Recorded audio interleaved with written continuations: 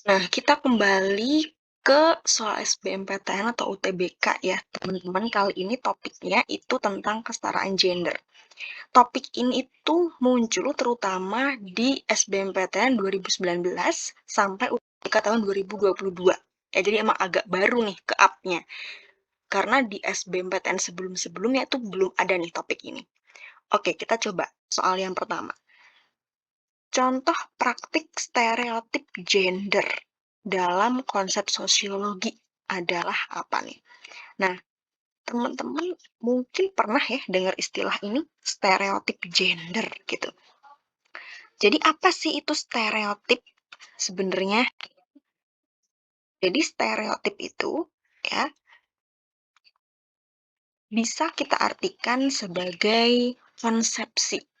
Ngomongin konsepsi ini agak sedikit uh, akademis banget gitu ya, konsepsi. Kemudian prasangka. Nah, ini prasangka atau bisa juga diartikan sebagai penilaian.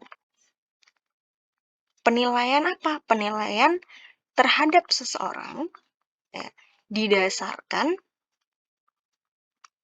pada kelompok tertentu.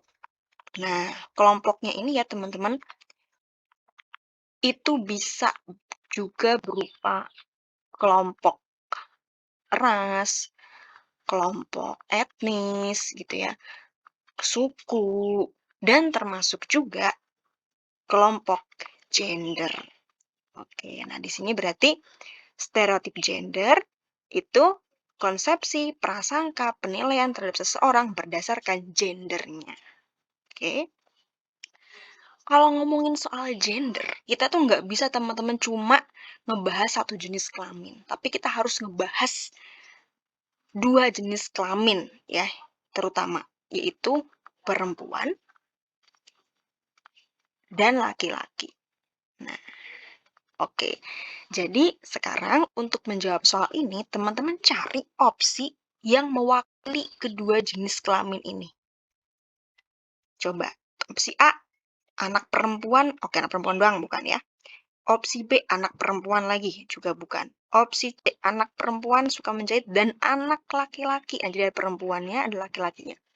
Oke, ini betul. Anak perempuan yang D, ini berarti bukan. Yang E, anak perempuan juga, ini bukan. Oke, berarti opsi yang tepat adalah yang C. Oke. Kita masuk ke soal yang kedua. Ini sama ya, dari SBMPTN tahun 2019 juga. Soalnya berbunyi seperti ini. Ibu Ira, oke, mempunyai target kerja laporan akhir tahun.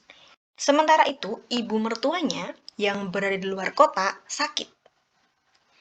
Suaminya memberi izin kepada Ibu Ira untuk menunda kunjungan ke rumah mertua. Pertanyaannya adalah, sikap suami Ibu Ira ini menunjukkan apa? Ya, sikap apa gitu. Oke, teman-teman bisa dilihat opsi A sampai E itu beberapa istilah yang sering kali dibahas ketika kita bahas tentang kesetaraan gender. Ya, oke, kita yang A dulu. Yang A, bias gender itu artinya apa? Nah, bias namanya bias itu berarti kecenderungan untuk memihak. Oke, nah memihak. Di sini bisa aja cenderung untuk memihak peran laki-laki atau lebih cenderung memihak peran perempuan. Berarti memihak salah satu pokoknya. Ya.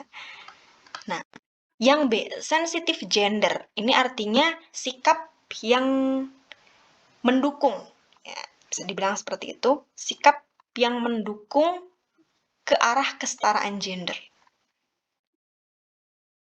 Oke. Kemudian kita ke yang C, peran gender. Peran gender jelas ya, berarti pembagian peran. Didasarkan pada gender. Nah, ini mungkin yang cukup familiar dalam kehidupan kita sehari-hari. Misalnya ada perempuan itu perannya adalah memasak. Kemudian laki-laki itu perannya adalah cari nafkah. gitu.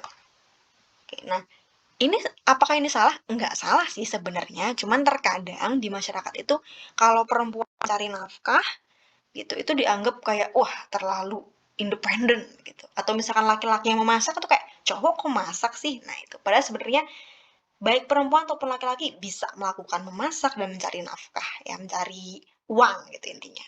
Bisa. Oke, kemudian yang di konflik gender. Cukup jelas ya berarti konflik atau permasalahan yang disebabkan ketidaksetaraan gender. Nah, contohnya apa nih? Misal KDRT. KDRT itu bisa terjadi karena salah satu pihak ya, salah satu pasangan gitu, itu merasa lebih dominan atau lebih berkuasa dibanding pihak lain yang dianggap lebih lemah gitu. Sehingga bisa menimbulkan KDRT. Lalu yang pengarus utamaan gender. Nah, ini juga bisa diartikan sebagai upaya, ya lebih ke upaya nih. Upaya mencapai kesetaraan gender. Nah, ya. Loh, apa bedanya dengan sensitif gender gitu ya? Nah, kalau yang pengarus utamaan gender ini teman-teman, itu sifatnya lebih formal ya. Lebih formal. Kenapa lebih formal? Karena biasanya lewat kebijakan ya atau lewat program pemerintah gitu. Misalkan lewat undang-undang. Nah, ini pengaruh utamaan gender. Sedangkan kalau yang sensitif gender itu lebih ke bagaimana sikap individu itu dalam mendukung kesetaraan gender. Lebih ke sikap yang sehari-hari gitu, hal-hal kecil sehari-hari gitu. Oke, nah dari penjelasan ini coba kira-kira mana nih yang tepat untuk mewakili sikap suami Ibu Ira gitu ya, dimana sang suami itu mengizinkan Ibu Ira untuk menunda kunjungan ke rumah mertua karena Ibu Ira harus menyelesaikan dulu nih target kerja laporan akhir tahunnya.